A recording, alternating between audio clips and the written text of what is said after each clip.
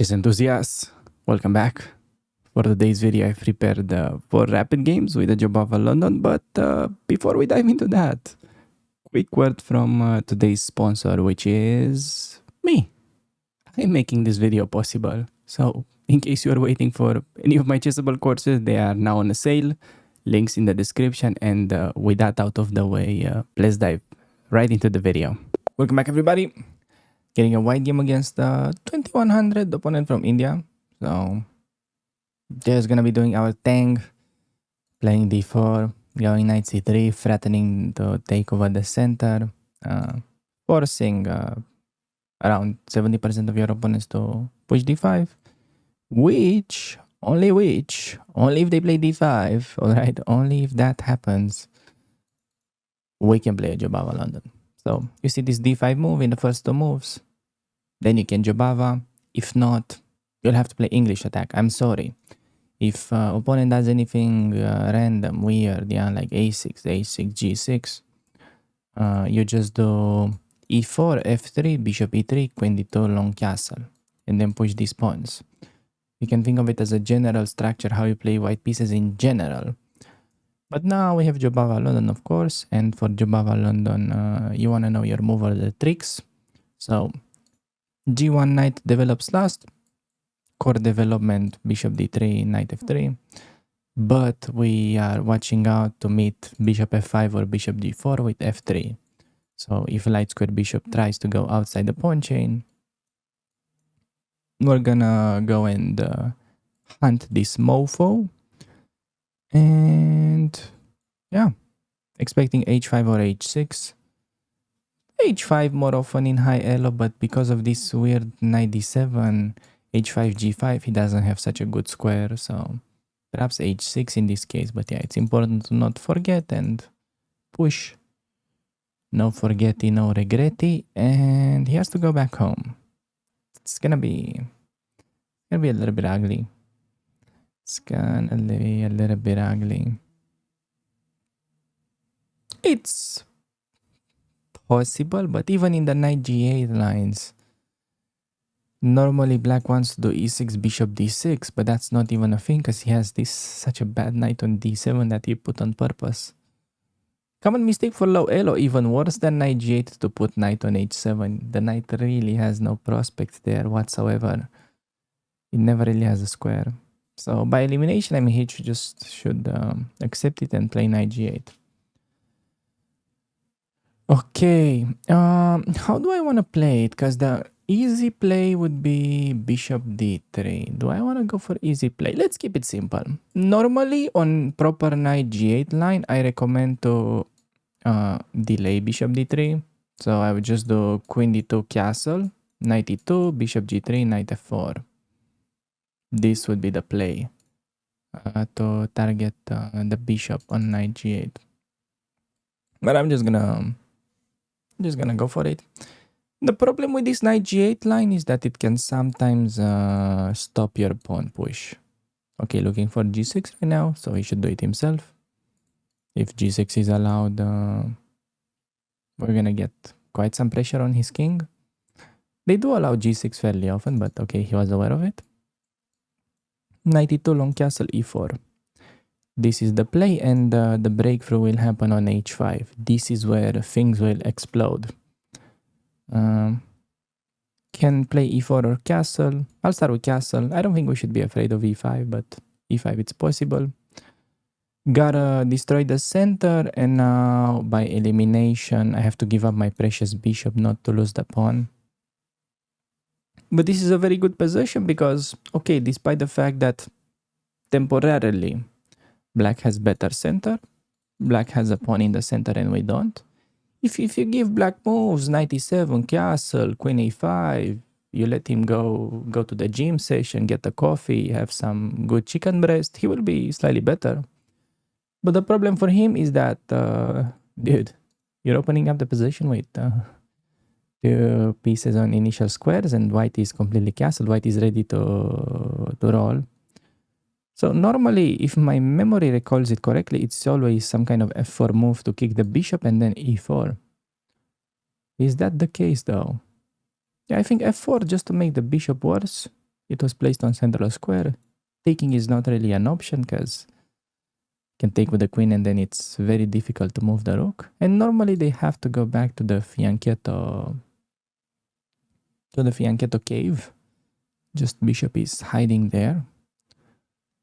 But now, yeah, this is the thing. King in the middle, simple basic rule, you wanna open up the position. So e4 comes to mind, really, really comes to mind. Okay, additionally, should I consider f5? f5, if I get to play f6, I'm borderline winning because I'm just fully restricting his pieces. So it's forcing him to take, and I have to take with the queen. f5 is interesting, but I think I'm just gonna play it simple e4 move. e4, and if maybe knight e7, then f5 could be. Okay, let's go. So taking, it's just bad for him because the position gets to open up even more. And yeah, it's not gonna be a sacrifice on h5 anymore. I mentioned earlier that we plan to sack on h5. Sorry, just a second to show. In case he would have played e6, I was going e4, knight e7, king b1, castle, bishop c1, and then transfer the knights. Transfer the knights into a sack. But okay, so he takes. Now, I can take on d8 twice, but why not take with a discovery on the queen? That's gonna force him to play queen e7, and then we just have to move the queen somewhere. And the knight doesn't have a square to develop. So I could trade queens, but because there is potential for an attack based on the fact that his king is in the middle, it should be better to keep queens. This would be just massive mistake. Take on e7, lose all the advantage. If you take on e7, you're not my friend anymore. I'm kidding. Okay, I'm not gonna judge you by one mistake. I'm gonna give you a second chance. If you do that 2 games in a row, then you're not gonna be my friend. Okay, queen e7. So we know we have to keep the queen, but we just need to find the best square to keep it. How do we do that? We have to think of it in terms of a bit prophylactic. Let's say I keep queen, what is he gonna try to do next? So once we figure out what is he trying to do next, then it's easier to find best square for the queen. So let's say we do that. He'd love to play knight e7 castle, so queen f3, let's just imagine. He puts queen on e6. But the problem in queen e6 is I have knight d4 tempo move. And then the rook comes quickly. So queen f3, maybe he'll try rook d8. Could that be it? Tough to say. Tough to say, really. Then I have maybe knight g3, simple move with rook e1 incoming. Yeah, no, queen f3, just keep queen. Queen e6, I have knight d4. Yeah, queen c7, maybe it was the idea. I didn't think of it. Calculating all the options, but we should still have something good. Queen c7, it's a better way to prepare knight push. Yeah, but rook d1, I was just thinking knight g3, and then this... we open up the path for this rook and see why it's so good to open up the possession when his king is in the middle. We get to take advantage of it. Still, he's gonna do queen c7 now, only move, I guess, to put a knight, but there are a few ways to put pressure on him. He's already obviously too slow to get it. On queen c7, we have choice between putting a knight on e4 with idea to meet knight e7. He's one move away from castling, but we're just in time to check him and disturb the coordination. Or queen c7, what's more to my taste, perhaps f5 here, saying you cannot go knight e7 because I fork you. Oh, so f6, I mean, this is just a weakening. It's weakening g6 square. I cannot play rook e1, which is a bit annoying. I don't know why in my head rook e1 was being threatened. Can we do the same move though? 94 with 96. Also, f5 still not completely out of the question, but I have a feeling because g6 is now weak, There perhaps should be something connected with that. Queen d3, king f7, queen c4, check. King e8, at least we improved the queen.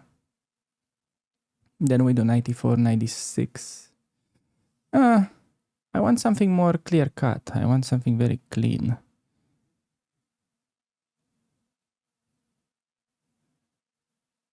Come on.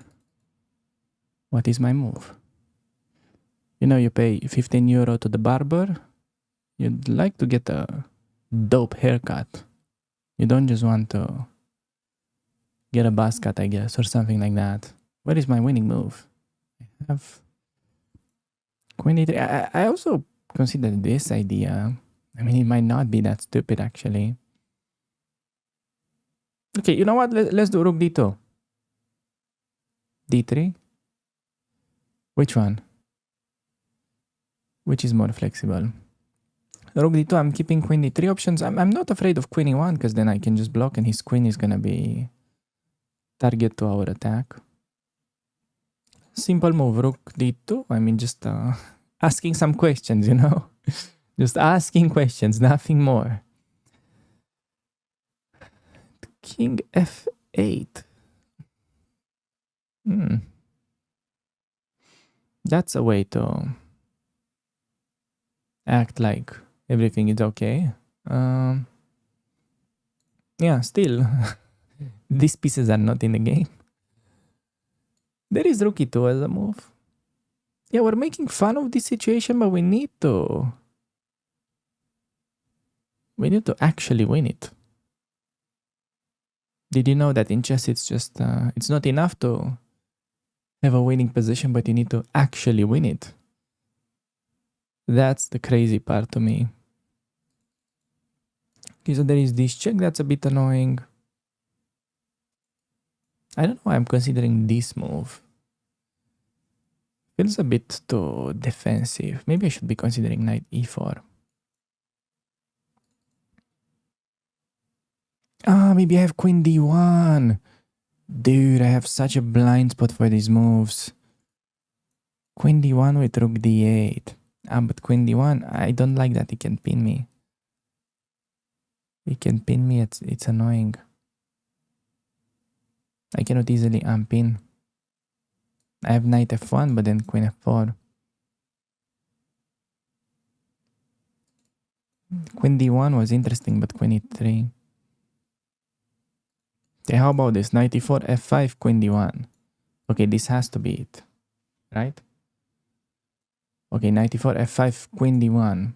So I'm planning to win the queen brutally, and I'm not giving him. I'm not giving queen e3 anymore. Yeah, we need to infiltrate somehow. There must be some infiltration.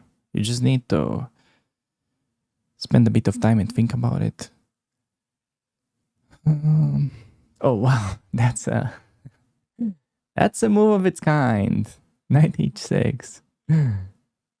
So if I take, he takes with the bishop, has some pressure. What if I just do queen d1? Then knight f7 stopping my idea. That's annoying. Yeah, I might just have to take the free stuff. Okay.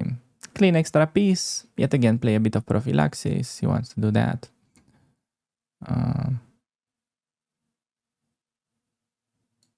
Yeah, there is that.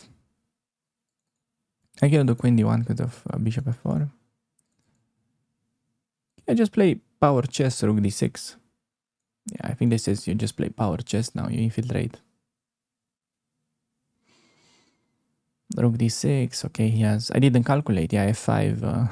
It's the risk that I'm losing a piece, but I just have an intuition. Power chess should be crashing. Now I have. Even knight g5 as a move is not bad. Knight g5, it's bad because it's hanging rook, of course. Yeah, even knight g5.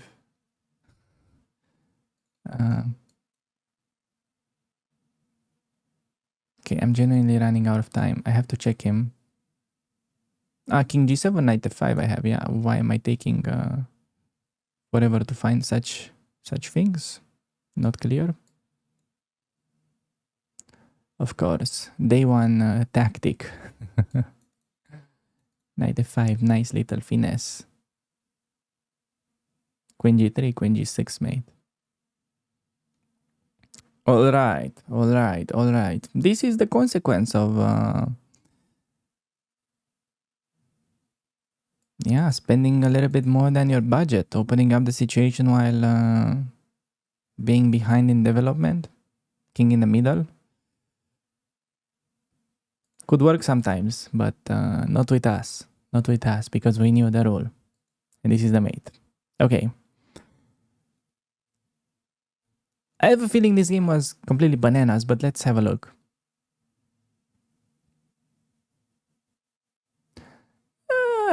87. 87 decent. Okay, e5. I mean, how can you say DE is a miss? No, it's best move.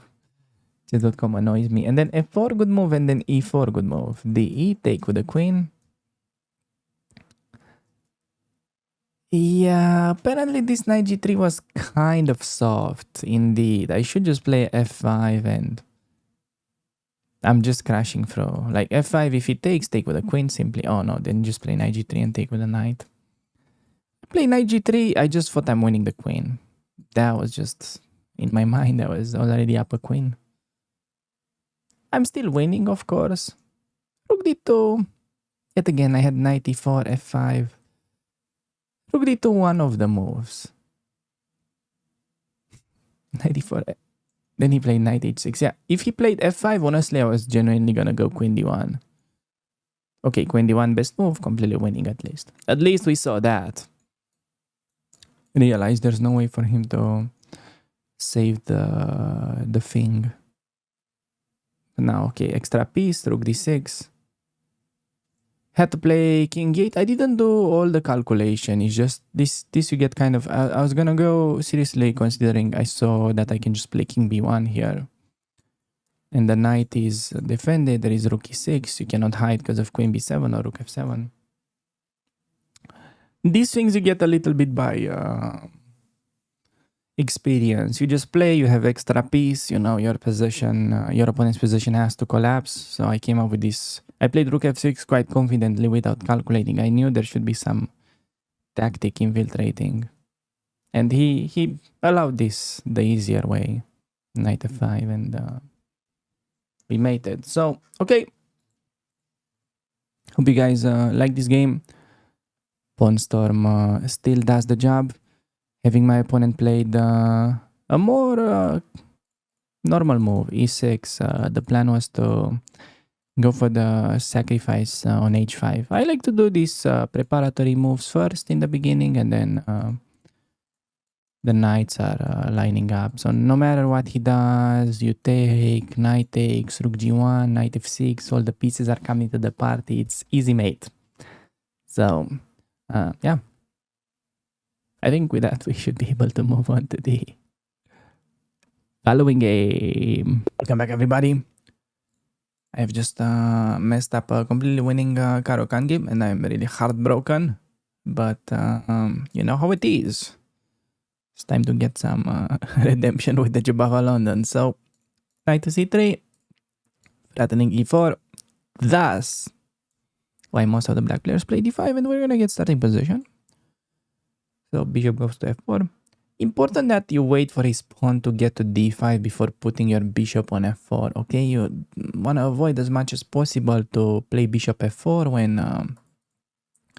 when he can get pawn to d6, because he's gonna get this structure with pawn protected by pawn. That's really restricting your bishop. So in general, always consider that before doing your bishop placement. And yeah, he plays c6, so not gonna be c5. Start with e3, important, so delay knight f3 as a rule of thumb. In the Jobava, you wanna develop this knight the last. So we do bishop d3 and then knight f3. He chooses to play a somewhat strange setup with knight b to d7, so he's blocking in the light squared bishop. Now, keep in mind, having he gone for the more traditional bishop f5, I would have replied with f3, which is the main reason why I delay rushing the knight move. I want to be able to play f3 and then start storming him with pawns, Trade bishops, take with the queen, knight e2, long castle. But yeah, knight e7, we're just gonna get simple development, short castle and e4 break. c5 is bad move because of knight b5 and knight b5 in a position, and knight h5, fairly interesting. We have two ways to deal with this. Simple, I can castle. And we get the boa snake, except yeah, he has bishop pair. So normally we trade bishop for bishop on f4. That's the difference.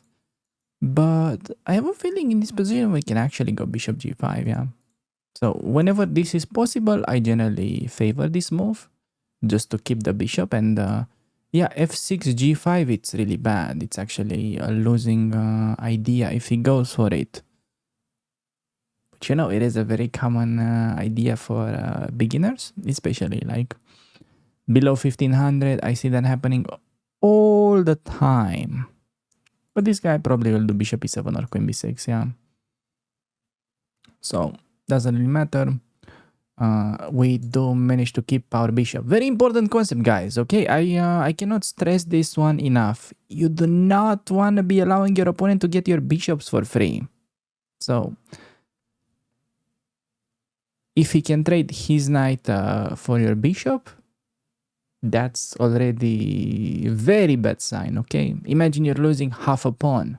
So same if you can trade your knights for your opponent's bishops, generally it's gonna be very good trade. So please keep that in mind. And he does go queen b6 like expected. Now I can play the sneaky a3 move. Yeah, I gotta go for it. We'll see what he wants to do with the bishop. We'll just think about it when we get there. However, point is, this a3 move is just gonna give you a million free queens in the future. Because yeah, for some reason you play a3 below 2000 elo in rapid, guys think, oh, I mean, this guy is a total moron. He didn't see I'm attacking his pawn on b2. He plays a3. But then it happens. Then you go knight a4, and then the queen has now more squares. So he does h6 in this position. Now, bishop h4 is simple thing to do. Will he play g5? Possibly. Should I have considered this move before playing a3? Totally. But yeah, my feeling was that, okay, we have at the very least bishop g3. And also in this kind of positions, the computer is quite happy to play g4, from what I've noticed. Okay, because this trade after gh, you trade, but then his king situation is going to be kind of messed up. A bit similar to what it can be said about our king situation. But in general, we have an easier route castling short. Question is g4, knight f6, bishop g3, knight h4, pawn to h4. How good is that? He's gonna have to do gh, rook takes, h5. So I have bishop pairs. No, I don't have bishop pair. What am I saying? Am I on drugs? I don't have bishop pair compensation. I have a rook file compensation. And not very easy. I'll give you that. Another idea in general to keep in mind is move like knight d2. But problem is in this position after gh, queen h5, there is this queen b2, and my rook is suddenly undefended, which is what I have to watch out for. So I think I'm gonna stick with the g4 move. Yeah, knight f6, bishop g3. Okay, we play that. He's a bit overextended. I think our pieces overall, despite being down a pawn, we are super active. So, and if gh5 is,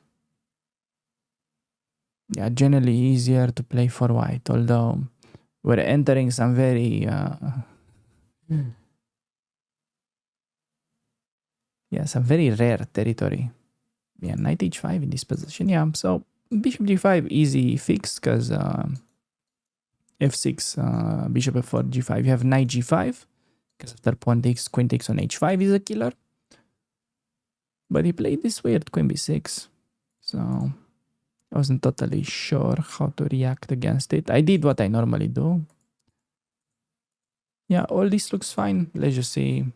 Finally, time for him to make some moves. Yes, big decision. Yeah, probably it's best to take. I don't know. I have a feeling grabbing that pawn is too risky. Yeah, simply h4, g8, and then rook takes h5. And okay, how do we get our pieces developed in that position? It's not very easy to castle long, which is the annoying part. I cannot play queen d2, or maybe I can. Queen d2, queen b2 is bothering me.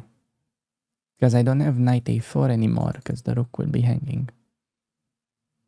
Okay, this is actually a very interesting spot, so very strong idea for white in general. This g4 move, so perhaps nice that we get to show it. Hopefully I'm not gonna completely mess up the continuation, because I don't get this too often. It's perhaps one of the first times that I'm using this g4 myself, even though I knew it existed for a while. And okay, where do I put my king? Simple move, yeah, maybe it's not wrong to grab open file and then think about it later. I mean, I'm not gonna be castling, but it's a good file. And he plays c5 quite quickly. Maybe this is a thing. If I take, it takes with the knight.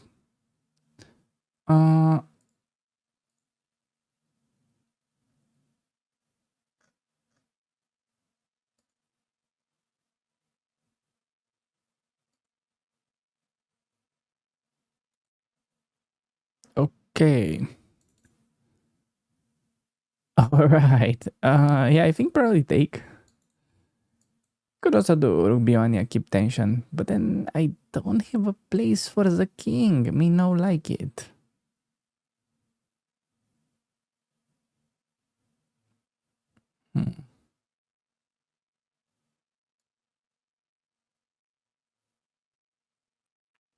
If I take, he's gonna take with the knight. Maybe I have bishop b5, check bishop d7, some queen d4 idea. I think I played this way. Takes and then bishop b5 check on the knight capture. Bishop capture doesn't make too much sense because it allows knight a4 ideas. Maybe he has check. Yeah, generally it's knight capture here. Bishop takes still. I'll have to decide what to do. Bishop takes okay. At least he's not finishing development. So yeah, against this I wanted check and maybe some queen d4. Yeah, remind him there are some problems as well. Okay, queen d4. He'll certainly castle long. Take on d7. He'll take with the knight. Queen trade. Yeah, let's go for that. Queen d4. Expecting long castle, pretty much like only move. Now take on d7. Expecting endgame to appear on the board. Okay, endgame perhaps. I'm inclined to say we should be slightly better because I have pressure on h4 and he doesn't have pressure on h5. But should that be a decisive factor? Yeah, I'm not super sure about that. Okay, take long castle. Feels natural. Oh, taking with the pawn is weird. Why would you give yourself weakness? I could also start rook g7. Force him to play rook f8 and then I can do king e2. Because if I do king e2, rook g8, I'm never winning the open file. But now this endgame, I feel like he should be worse after his last move. It wasn't a good move. I'll start with this idea, because rook g8 I can take. Rook g1 is not a thing, because my knight covers it. This is perhaps important tempo, because after rook f8 I do some long castle or king e2. And if rook g8, I'm in time to win the file. If that counts for anything. Should probably count. Maybe I like king d2 now, actually, because bishop f6, this is annoying, and he gives me double pawns. I'm gonna do king d2. I forgot my rook will be vulnerable. I just wanted to have this tempo. Yeah, I play rook g4 and target pawn, maybe rook b4. And rook g8, now see I'm big time difference. I'm in time to fight for the file. So yeah, pretty much only open file on the board. Generally, if you control the only open file on the board, that can be enough of an advantage to win the game. One of my favorite win conditions. Apart from the backward pawn. Okay. Yeah, pretty complicated game, but yeah, he really made that. That was a bad move. A really, really bad and unnecessary move. A feeling it's gonna cost him, but yeah, I don't have that much time on the clock because I spent a lot of time figuring out this weirdness that happened in the opening. Okay, now see what I told you in the beginning. So I have pressure on h4 and he doesn't on h5. Now he forces me to trade. Okay, no option really. And I can take already and I'm up a pawn. Sure, it's not the cleanest pawn he gets to activate, but it's already something. Yeah, perhaps better to just play f4 and not take the pawn. Because I'm giving him open file, yeah, that's the problem. Maybe knight b5, interesting move, because bishop b2 I have c3, yeah. Ah, no, knight b5, I need to also watch out for bishop h2. Rook h4, bishop e5. So does it make sense f4, bishop f6 to play knight b5? King d7 he does. Then I play some pawn to c3, knight d4, knight f3. Yeah, okay, I like that. So let's do f4. Taking on c3 is bad because it's going to be one-sided rook endgame. Let's play bishop f6 to keep the pawn, and then I do knight b5. He cannot take us then. c3 he's actually getting trapped. His bishop is getting trapped. So yet again, I'm asserting dominance because I'm controlling the only open file on the board. Also some knight d6 you should keep in mind. I'm not going to play it because I have no follow-up, but yeah, important to not blunder. And I have long-term plan to just maneuver the knight, yeah. So I think I can do it immediately, but I want to blunt the bishop. It's pretty nice to not have to worry about bishop b2. And now knight is coming to f3. And finally we might be able to grab, or at least I will be in a position to grab, and I can keep making improving moves. Yeah. It doesn't mean I will have to rush with taking on h4. So knight d4, heading towards f3. Okay, this is starting to feel pretty good, but not over yet. Should really watch out for counterplay. Trading, it's okay, bad. He shouldn't trade. He should just wait. Play some rook on the back rank. Wait for me to play knight f3, and then I'll have to think. I think setup is to play knight f3, king d3, e4 push. Threatening e5, so de king takes. And only then take.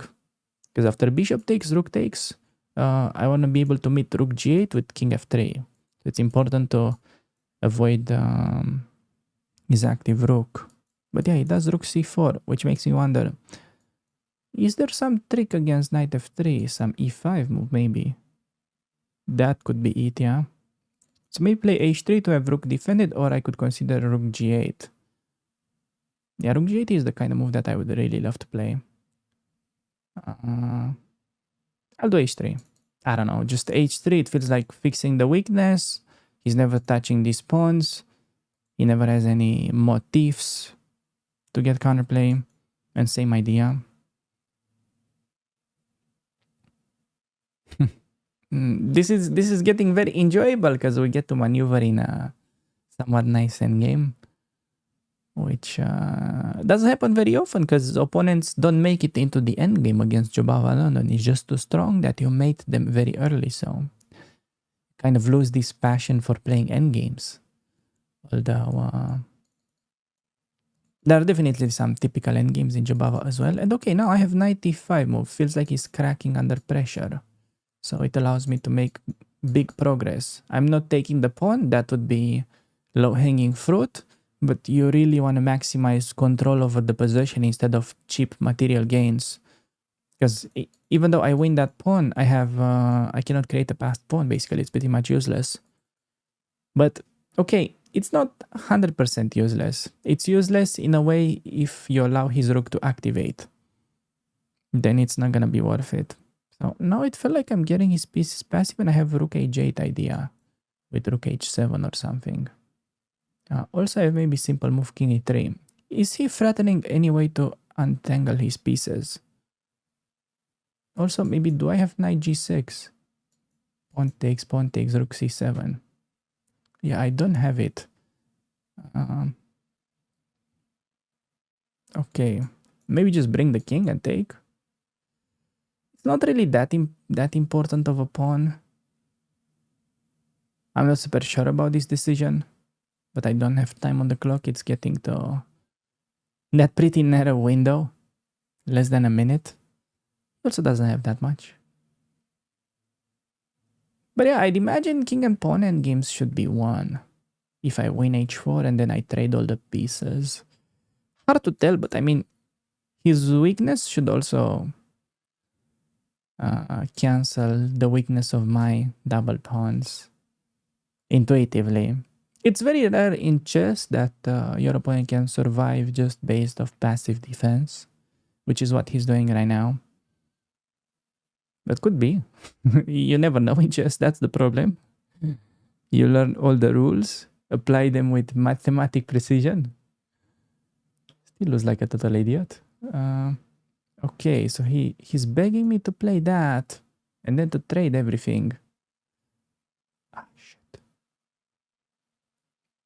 So I think the play is knight g4, king f7, and then I have double attack. But I'm not sure. This felt the cleanest way to take the pawn. Ah, f5. Nah, brother. Knight e5?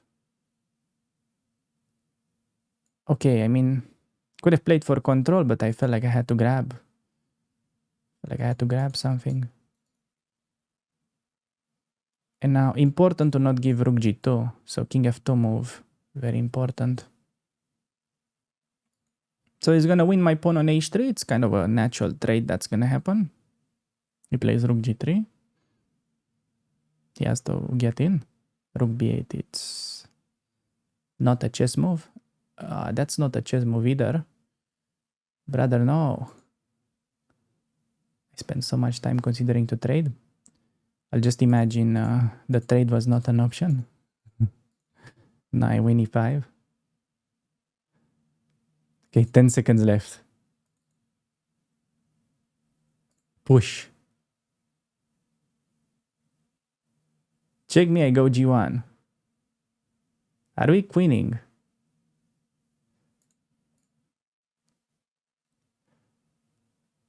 I mean, I have e6. It feels like we're queening. I'm not sure we're queening, but it feels like we're queening. Okay, you lost some time. And we had a winning position. Wow. Dude, what a weird game. If you made it this far into the video, let me know in the comments by typing Cappuccino London. Like the video, and let's move on to the following game. Man of culture, here we meet again. Getting a 2200 rated opponent from the US. Ryan Henson. Okay, Ryan. d4, knight f6, knight c3. So threatening to take over the center, which is why most of your opponents will play pawn in the center, d5, and now we get starting position of the Jobava London. In a nutshell, yeah, we're trying to make life really uncomfortable for the light squared bishop. That is the whole point behind Jobava London. So if e6, okay, black still has theoretically a fine position, but it's just very difficult for black players in general to handle a bad bishop. And yeah, bishop to f5. We're gonna be pawn storming them. Whenever black wants to get bishop outside the pawn chain, they're gonna have to deal with this storm. So as a rule of thumb, bishop on f5, immediately we play f3, no matter the position. So g4, h4, and let's see what my opponent is gonna play for. Generally, I would be expecting the stronger players to go h5, although h6 is also possible. H5 is a bit better though to fix the situation. And it's important to not forget about pushing. Because yeah, many guys just ignore it and play e3 and they lose the pawn quite frequently in that fashion. So now we played like normal e3 with bishop d3. As a rule of thumb, you wanna be able to take on f4 with a knight inside the pawn storm. My opponent plays a6. Okay, good move because he probably wants to play c5, but c5 right away would have allowed Excalibur knight. After knight b5, knight e6, c3. We just had a game in like the previous Jobava video showcasing why that is such a great position. So he wants to play c5 without allowing it, which is understandable. I'm gonna play bishop d3 and now, yeah. Important detail in this h5 structure. With the pawn on g5, there is big threat of pushing and kind of messing around with black's king's safety. And for this reason, they do usually play g6. So, yeah, I normally like to start knight e2, keeping a bit of flexibility, then castle. And my opponent plays bishop g7. Common mistake here, knight b6. Allowing very annoying bishop e5. And then another move that I like is to even play b3 to restrict the knight on b6. So a pawn on b3 restricting the knight like that, it's very common pattern. Now I can castle or I can play e4. I think both are pretty good. Which one do I want to start with? I'm gonna start with this, giving him c5 option, which I think it's a bad move. Because it allows the center to be a bit too loose. He could also just castle, and I'm gonna play e4. He could also play knight c6, which is a reasonable move actually. I think perhaps for him it's best reaction to play knight c6, e4, and then some knight b6 setup. Yeah, but he does c5, and this should be very loose, very vulnerable. But let's think about it. So, cd knight d, the whole spiel is that they want to fork. They want to fork, but I have a feeling it shouldn't work. Okay, e4, cd4, maybe there is ed5 as an idea. I need to just remember the reason. dc3, de6. fe, queen g6. King f8, bishop d6. Okay, no, there has to be e4. Just need to calculate a little bit. What are the consequences? Is it not e4? No, I mean, it has to be e4. There is really no other move in the position. Okay, let's play and we'll figure it out along the way. So cd, knight d, e5. Yeah, I have a great move that I don't remember, which is weird because I had this position so many times. So many actual times. Maybe just ed. Can he do ed4? Okay, this is like resigning, I think. Because the advantage of playing e4 on c5 is that, okay, on c4, queen d2 normal move just fine. But you want to really have in mind, if possible, to meet c4 with queen e3. Because you get a much more powerful version thanks to the pin. And this move that he played, okay, it's perhaps lesser evil, but it's losing a pawn. I had game in the past, yeah, I think some international master play knight b6. And after takes, we trade knight, takes with the queen. You have simple way to break through. Knight c3, forcing the queen away, and then d5, blast opening the position, black is cooked. After castle, yeah, now I mean I can just take 3 pawns simply. ed, knight d5. Rook e8, queen d2. Simple move with fork being threatened. Should be good enough. If queen a5, we got some options. Could even check. Could even bring the other knight to c3, which perhaps I'm gonna go for. Looks like we keep better control over the position that way. Ah man, it's a pity that that he didn't play cd4. I'll have to show you some lines after the games after cd e5. What was the move there? I'm really struggling to remember. I had it so many times, but I don't remember. Okay. We got a few candidates. So, because my knight is unprotected, it's a little bit loose. Considering to move it, like knight c7 but rook c8. And yeah, I don't really see a follow-up with the knight. There is bishop c7 move, of course, targeting the queen, but queen c8 or queen e8 against both, I don't see anything particularly interesting. So yeah, maybe just a move like knight c3. You don't want to retreat. I think that's important.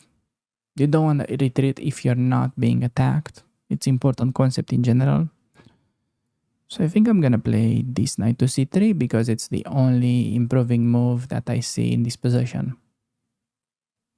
And then we see like b5, maybe then some bishop c7 or whatever. Or maybe rook e1. Yeah, something. Okay, so he actually played it.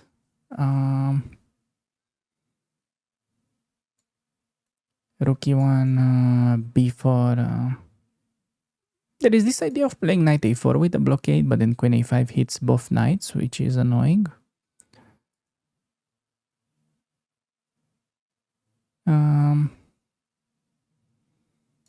Okay, knight c7, rook c8.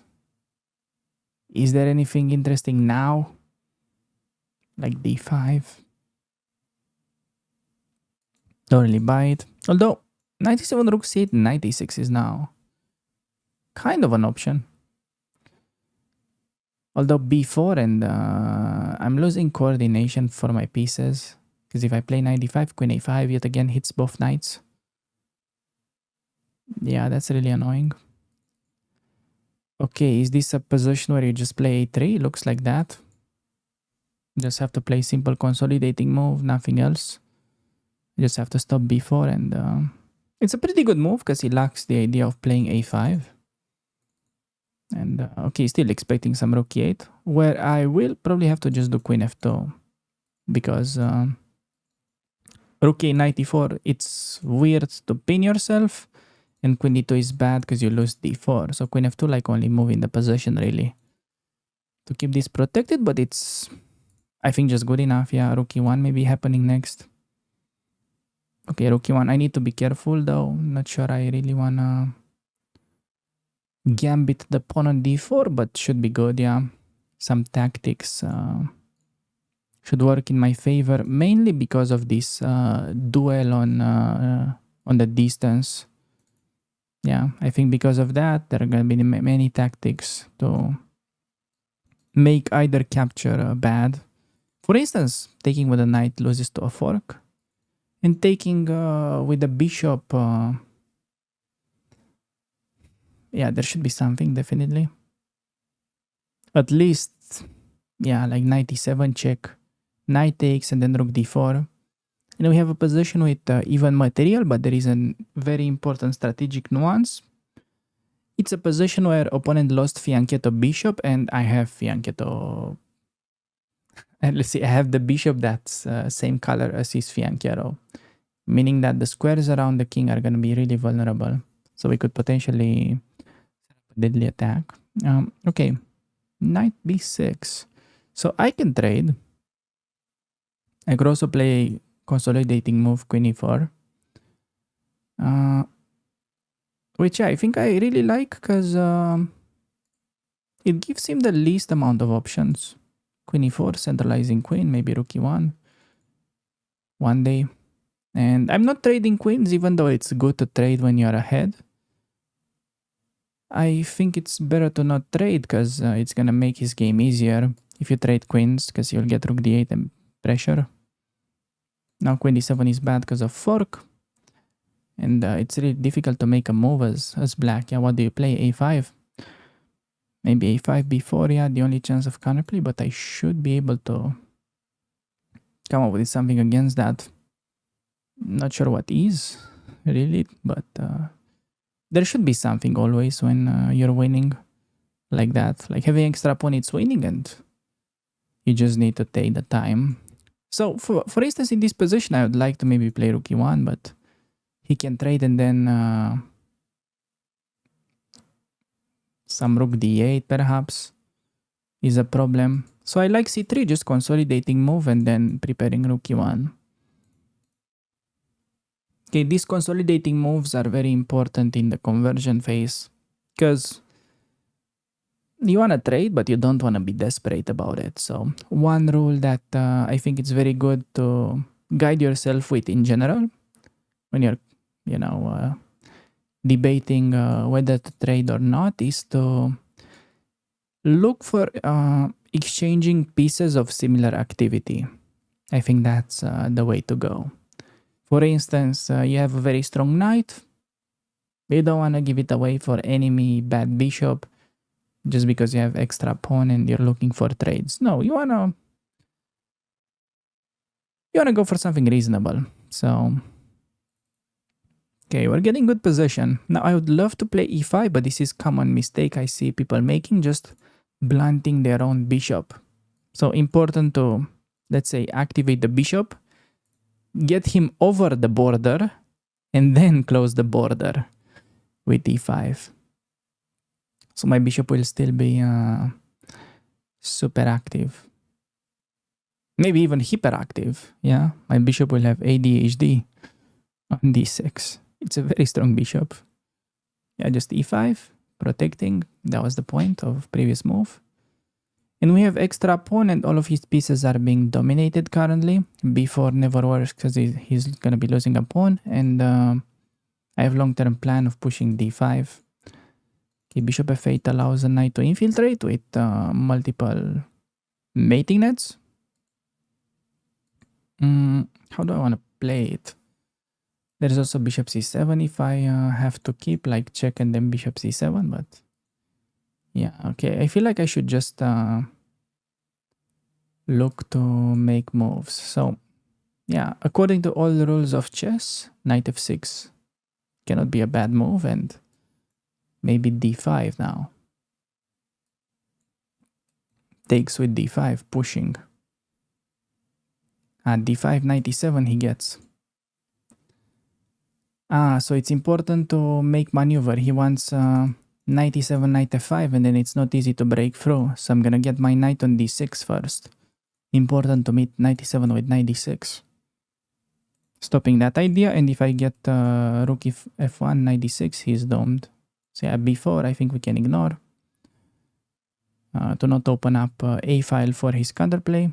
And now planning to do this. Rook f1 next. Also, I can collect c4 anytime with the knight. And this way, it's very important because if you allow knight f5, it's not easy to push pawns. He has target. But this is killing everything right now before any mess even started. But it wasn't an easy find because it's very tempting to keep knight on f6. Yeah, you start picturing all those mating nets in your brain. But all of a sudden, yeah, he gets to put a knight on f5. Okay, so I think just take and the knight goes back next move. Keep his pieces tied down. Next step is to bring the king to the middle and start marching down the pawns. He wants maybe knight e6, so I'll play d5 to completely dominate the knight as well. He's almost in zugzwang. He has no rook moves. This is quite a funny position. Okay, so he wants to play king c7. I think already I have knight f7 as a move, but I'll just do king d2. Just activating, ready to trade knights on b7 after king c7. Because I will have a final push with e6. Okay. I've got a passed c-pawn. This is fine by me. If he plays waiting, he's gonna be in genuine Zugzwang. Look at this. He has no moves. These pieces are crying. Wow. Okay. f6. That's almost checkmate. Brother, brother. What is happening, brother? Okay. c7. I just need to know stalemate. I need to tell myself to know stalemate. Okay. King is close to mate as well. So take. And then, yeah, let's cut him on the 7th. And there is typical mating construction with rook and knight. So, all right, we get the job done. Fairly nice conversion. A really key moment that, okay, it was a bit hit and miss. I was lucky to spot this idea to play knight e4. I think it's very important because how I spot this idea, I'm thinking, okay, d5, yeah, knight e7, and then I think, okay, we need to protect pawn, so rook d1. But all of a sudden, knight f5, it starts to be very annoying to convert this position. Like, what are you gonna do, rook h1? Suddenly the knight, it's a good knight, but doesn't really do much, and you have no obvious way to follow up. So I see d5, knight e7 problem, and I think, okay, knight e7, knight f5 is annoying. Can I stop that in a way? So then I spot knight e4, knight e7, I think knight g3, but knight g3 is passive. Then I see, oh, knight d6. And the knight is perfectly placed from d6 because stops both his idea and it also has target. So yeah, the rest was fairly simple. And okay, we managed to score a 91 level overall. We did get winning position out of the opening. But yeah, this is okay. It's so long I had this. Yeah, so apparently this is the position with 96. I had this against the Grandmaster actually. Yeah, his nickname is Dule Mudule on chess.com. I don't remember the name. I had this on from my main account a while ago. I knew this is good for white. I just couldn't remember. It's 96 and then ED. Yeah, I had this. This is some really dirty prep. Okay, it's one of the reasons why you love a good pawn storm. But yeah, after c4, it's kind of killing the fun because you're simply winning as white. And as I said, knight b6 is just devastating. It's look at the position. +3 simply after nothing special. And in the game, we had simply extra pawn and yeah. Queen e4 was nice. Nice move to consolidate and important, yeah, to not be desperate with the queen trade. Trade queens, you're already worse. Take with the knight, he almost has no moves. So piece activity matters. Okay. And bishop d6, yeah. If you play e5, once again, what I'm saying, like the bishop is a bit out of the game. So yeah, 94. Apparently he missed his interesting idea was to sack the knight for 2 pawns, but doesn't really seem serious here. Feels like you play knight d6 and then rook f1, win f7. Black shouldn't have any counterplay here. So hope you guys enjoyed this little conversion game. Honestly, I wish we would have gotten to play this position, but it's good that now I have fresh memories of this 96 idea. One of the nicest ideas in the pawn storm. So with that being said, I think we can move on to the following game. Welcome back, everybody. Getting a game against Doctor stay focus. Okay, 2200 opponent from Poland. Okay, Poland is a country that's made out of cities, very difficult to pronounce. Okay, d5. So we're gonna be getting starting position of the Jobava London, and let's see what is he gonna choose with the light square bishop. And I have to say, one thing that I'm noticing after playing these games more and more, especially below like 2300, it's just very rare that people play c5, which is like really one of the biggest counters or the most principled ways of dealing with the Jobava London. Very few people actually play. So I'm just in pure shock.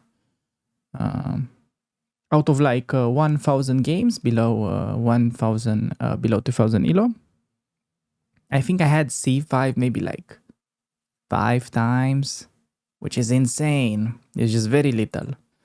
Okay, so e6, bishop inside pawn chain. Gonna be playing with bad bishop. Good luck with that. Hopefully the bishop will stay focused enough. Okay, yeah, like theoretically speaking, it's of course possible for black to play with bad bishop. It's just that it's very difficult for players to handle it. Similar to French defense, yeah. It's a good opening, yeah, you can play it, but can you really play it? If you tried French, you know. French, okay, in low elo, it's okay, because they always play exchange variation, but those of you who tried, I'm sure, are aware of problem of light square bishop. So yeah, c5 now.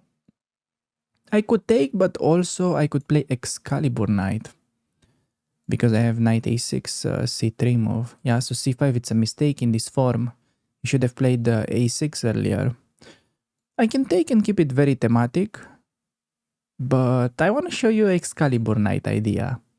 So he's gonna go there, I'm gonna play c3. Important that whenever you play knight on b5, it's protected by the bishop.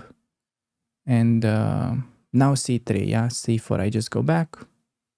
Queen b6, threatening c4 to win a piece. I protect the knight, so it's very important. Play a4 and support the knight. And I'm calling it Excalibur knight because it's reminiscent of the legend with the sword that was stuck in the stone. So yeah, only one person could remove the Excalibur sword from the stone. It was simply stuck there. Now, similarly, my opponent is gonna have really difficult time to remove this knight on b5 because he never has a6 move. Once the knight leaves, then knight c7 wins the rook. That's the big problem. And okay, what is goal of Excalibur knight? Yeah, like it's all nice and good, but is it actually any helpful? Well, the point is that it's kind of really restricting our opponent's counterplay both on the queen side or in the center, which should give us an easier time to attack his king. Okay, rook e8, strange move. Yeah, I never faced rook e8. It's a bad move because normally e8 square could be used to try to finally do something with these knights. But rook e8, he no longer has that idea. Yeah, he will be forever stuck with Excalibur knight over there. Yeah, oh my god, this is gonna be so annoying for him. And it's important, yeah, for this variation. It's quite thematic that he plays bishop d7 and then c4. And black gets to take and win our pawn on b5, but normally we're okay to gambit it. So the way to do it in general is to play knight e5 h4 and just push these pawns. Can I do it right away? Or does he have any knight e5, knight e4? Knight e4 idea. Is knight e4 a thing? Yeah. Strange. Could also castle. I normally they don't do this in whenever I play the structure. So it's kind of a little bit confusing, but knight e5 should still be a good move. h4 should still be a good move. Okay, what's the difference? h4, knight e4. Can I try knight g5 right after?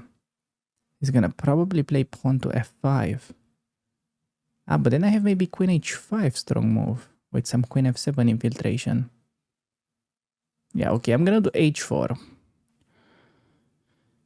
It's typical between knight e5 and h4. Both moves are part of the plan, and okay, he tries to complete development that way.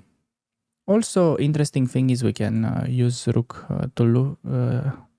use the rook lift this way after h4, but now simply a knight e5, I think.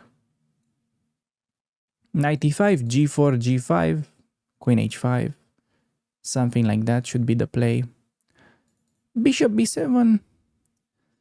I have a feeling our position is really, really good. It's just that his only annoying move is this knight e4. So let me think about it. Let's say g4, knight e4, we play g5, simple move. How do we follow up? It's the question. Because I'd like to play some queen h5, g6, but do we have any nice sacrifices? I don't see. I don't see a good sacrifice. It could also be you play h5 and then queen f3, queen g3. Knight e4 can take. Could also consider bishop g5, but then we no longer have... Okay, we kind of still have Excalibur knight. Like knight c7, I can probably take and double up his pawns. Because h6, it's not really making a threat to take that bishop. Yeah, no, bishop g5, I find it interesting. And if bishop e7, take, and then already bishop h7, queen h5 could be possible. This is complicated possession. I have a feeling we should be just close to winning, but how do I do it? g4, g5? Knight e4. I'm still... My intuition tells me there should be something with that. And maybe we simply go like queen g4, f3, remove the knight, knight d6, and then... yeah, I think that's how you do it. So let's put pawn on g5. Yeah, in general, okay, this piece play is nice, but yeah, for the most part, you wanna be doing the job with your pawns. And oh my god, we might be getting a brilliant sacrifice soon.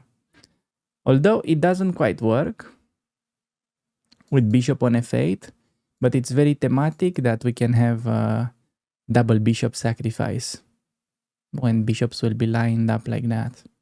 So I think Aitekia is still paralyzed. He cannot bring the knight into the game. I'm looking for intermezzo, but I don't see it working. So just simple move. Don't take with a pawn, because then you'll let his bishop activate. And yeah, now still taking with the e-pawn. Don't want to allow the knight to activate. Don't want to give c5 square either. So just like this, and he's pretty much paralyzed still. My opponent has no moves.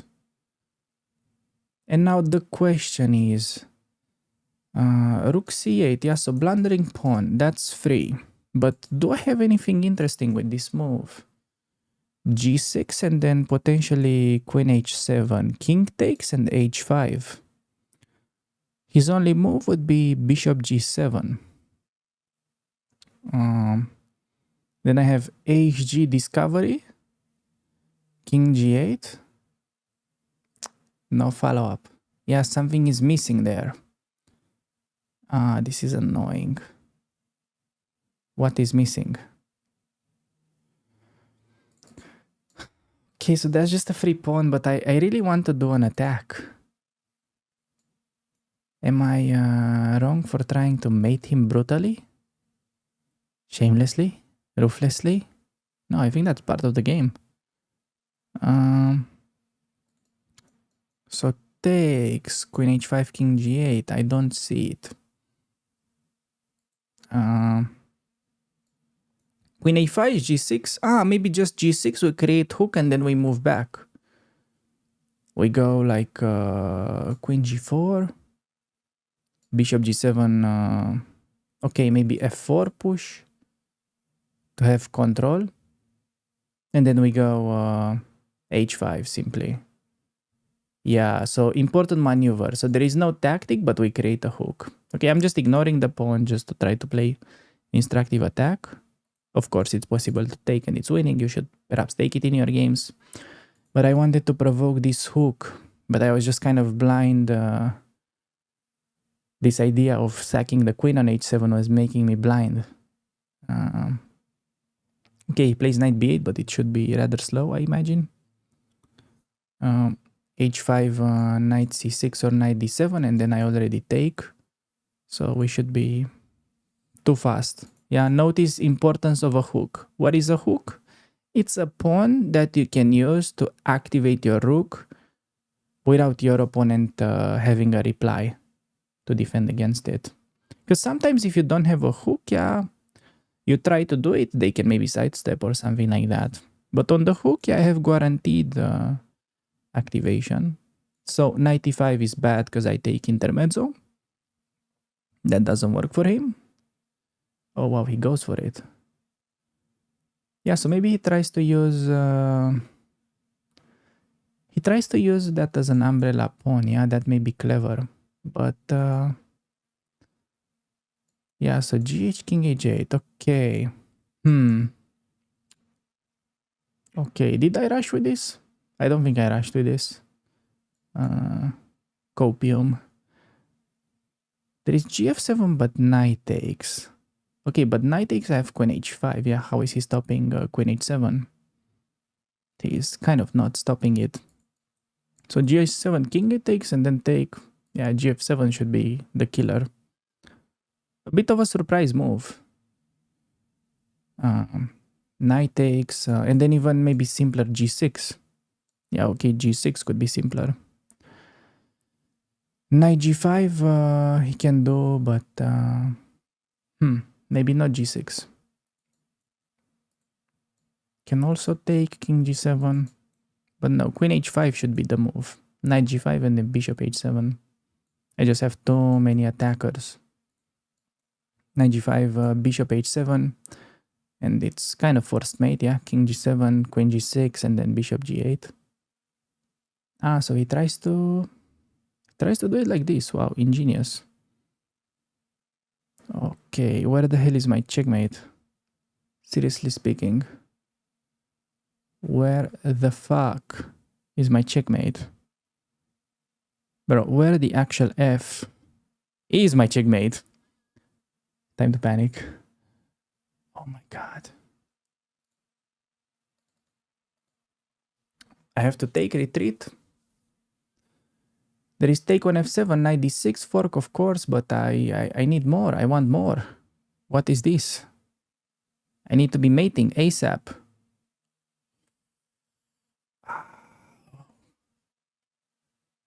What the heck have I done? How did I ruin such an attacking position? This is probably why I quit chess in the first place. This is so bad.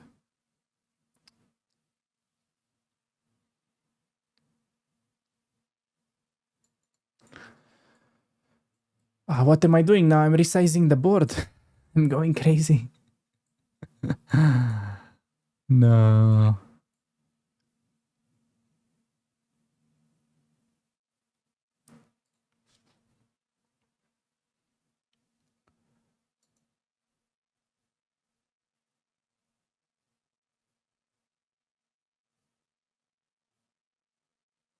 I may be having knight d6 incoming as a semi-good news. If he checks me king g1,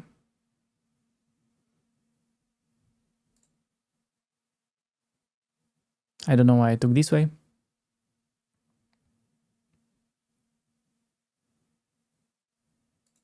I may be winning his queen.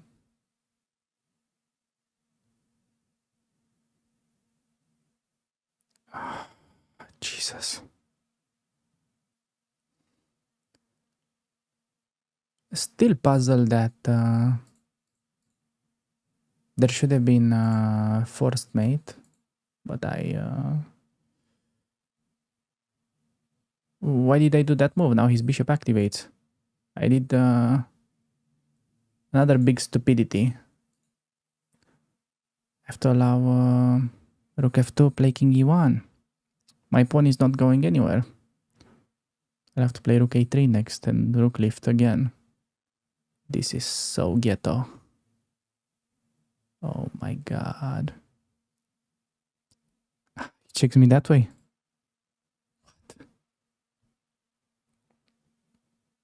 How are two bishops better than a queen? For the love of Jesus. What is happening? Okay, rook e2. I'll take it. Please play bishop f2 and I have mate in 1. Rook e2, I have to take it.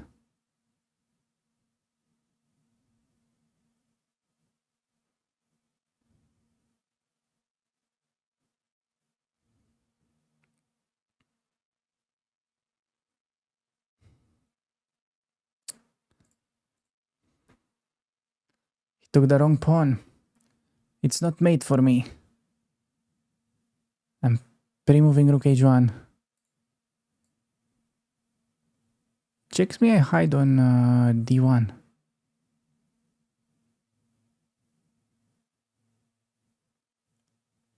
Bro, this is so intense.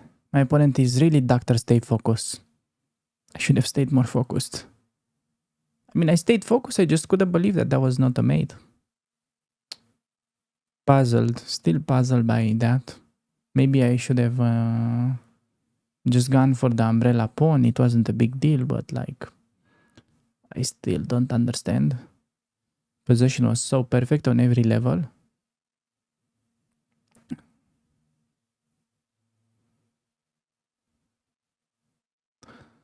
Oh, come on, do something. He's meticulously looking for a way to burn my clock. Check me on e2, I go d1. He's probably gonna play king g8, I expect him.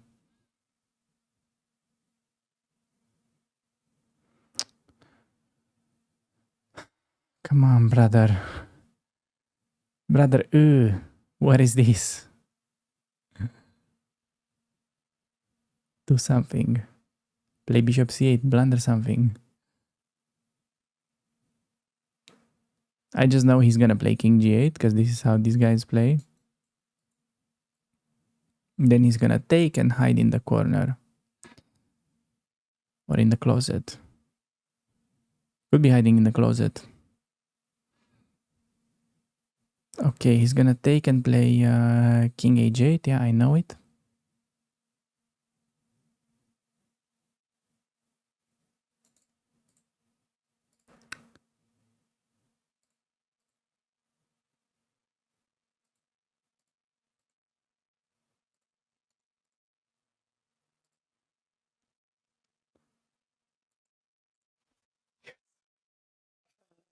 Zero, zero, one. Jesus.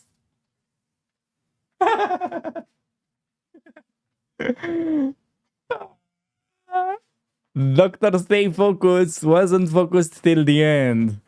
Who would have guessed? Okay. Bro, like seriously and very respectfully. How did we not completely murder that game?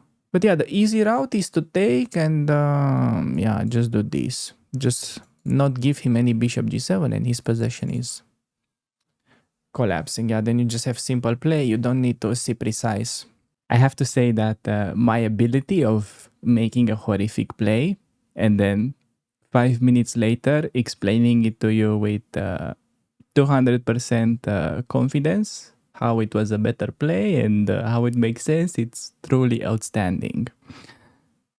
But you know what else? It's also impressive. My upcoming Jobava London course. So subscribe to the newsletter if you haven't already. alexbanzia.com, and thank you guys for watching it all the way till the end. You're amazing. You're a true capybara cappuccino London. So until the next time, see you around on the channel. Have a good one.